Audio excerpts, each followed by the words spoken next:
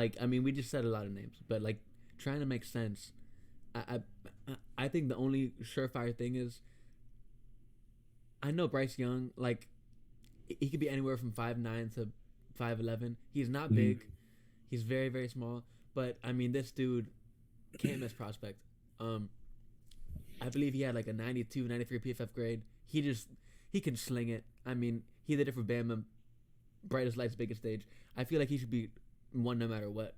Yeah. But I am completely open 2 through 6, 2 through 7, for like any any discussion. Like, who do you think should be those like top guys after Young?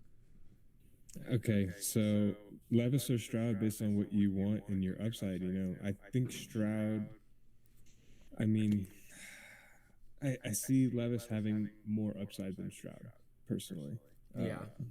Stroud isn't going to run like Levis will at the next level. I think Stroud, if he gets hit a few times, is going to be, I don't think he's going to be trying to run. He doesn't seem like that kind of quarterback to me. Mm-hmm. Um, not like Richardson or Levis. Like, not that Levis is looking to run first, but it's just the type of running. He's not going to shout. Stroud could be a good quarterback. I don't know. Like all these guys are going to be dependent upon where they go, and then after that, you see what situation they're in and how does that fit your team. If you need somebody to start right now, you're going to be drafting the guy who's most likely starting, whether that's Levis or Stroud or Young, any of them. You're drafting the guy who's starting. If you can wait on a guy, then you can think about, I'll draft a guy looking for upside, and then even then, if you're waiting, like you're probably not burning a higher pick, so you're just going to take whoever's left. Mm-hmm. Um, so super flex, you have to go. Okay, pure upside, and let's say you have your top three pick, and Bijan's gone at 1. Okay.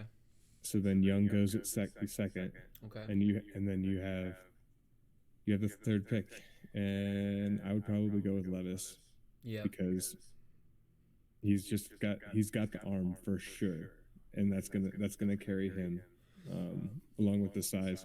I don't know, Stroud. I guess I haven't seen enough, like I was saying, to make enough of an opinion on I him specifically.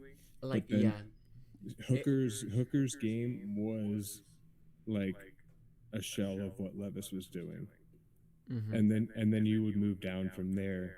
Um, Richardson. Richardson was like all running, and I didn't see any arm. So he's also an unknown kind of factor there. He maybe has to develop like Jalen Hurts did, Mm-hmm. behind somebody, and where did Hurts even go in these drafts? I'm not sure. Was he I probably know not he a was a first second round? round pick in real life, but I'm not sure about fantasy.